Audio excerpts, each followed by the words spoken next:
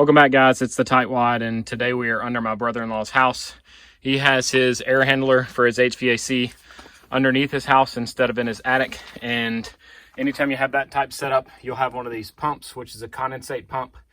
And what it does is as the moisture drains from the unit, it pumps it either to a drain line or outside. So you can see these brown tubes running up, and they're going to an exterior wall out that way. And since his isn't working properly, it's building up moisture in his crawl space on top of his vapor barrier, which is just going to cause mildew and other issues. There's a little bit more over there. So today we're going to be replacing this pump. It's a super easy project. Some of the symptoms for this may be that your unit stops blowing cool air or stops working at all, because it will cause it to shut down if this thing is not moving the water out. It just backs up into this area right here. His just happens to be leaking instead of just backing up. This is what our new pump looks like. It's red and black, go dogs. And it is a Diversitech brand. It's a CP22, and it comes with all the wires and cabling that you need. This pipe should not be glued inside. It should just slide right out, and you can slide the pipe into your new unit in the hole that's open. And then all you have to do is hook up the wires and you're done. If it's a tight fit going to the bottom, a lot of times you can pull it off right here. We're gonna take a peek inside here, and there's a lot of nasty buildup that we're going to clean out. While we're doing this, we're just gonna get our finger in there and pull all that out, and then probably run some fresh water to rinse any of this sludge out of here as well. Before we put the new pump on, you can see how nasty the tube is. It actually is the same color as the copper tube beside it, but we're gonna be replacing that tubing as well because it does dry rot over time. You can see from the pump, we have two black wires coming out, and they're going to red and white from here.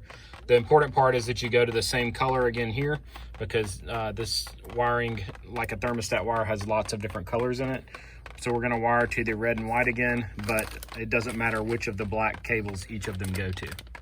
Here he is just untwisting the wire so we can remove the old pump.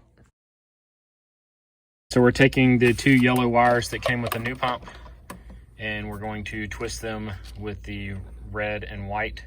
Again, it doesn't matter which one goes to which. So when you twist these, you always twist your wires the same direction your nut screws on. So righty-tighty, lefty-loosey, so that when you're screwing your nut on, it just gets them tighter and tighter.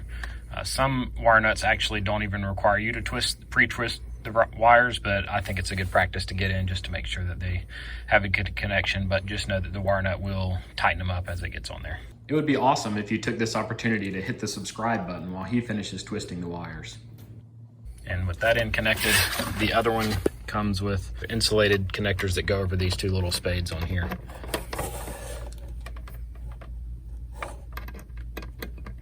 And they should just push right into place.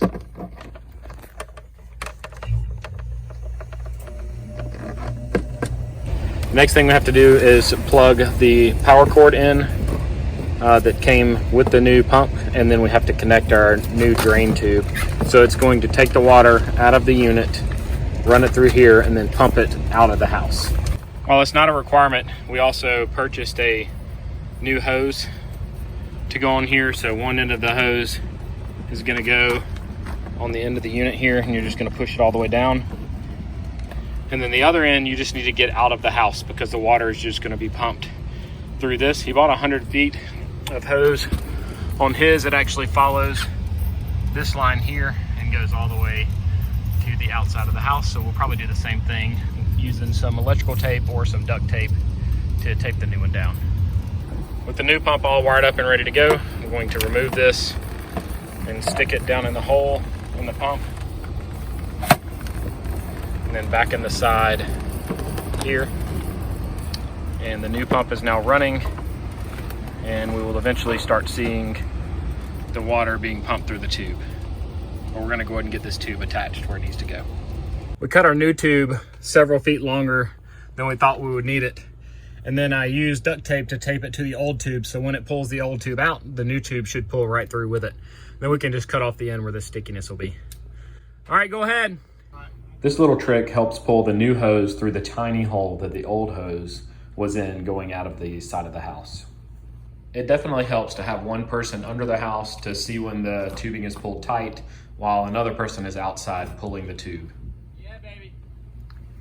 Works like a charm. Now we're taping the hose down the line that comes out to the air conditioner, and then we'll let it drain out down the slope into the yard. You don't want to terminate it next to the house or on a slope towards the house, because it's just going to empty back under your home. All right, everything is now hooked up correctly. We have our drain coming from the air handler here straight into the open hole on the condensate pump. We have the tube coming out, running all the way outside the home and away from the foundation of the home or from the footers of the home.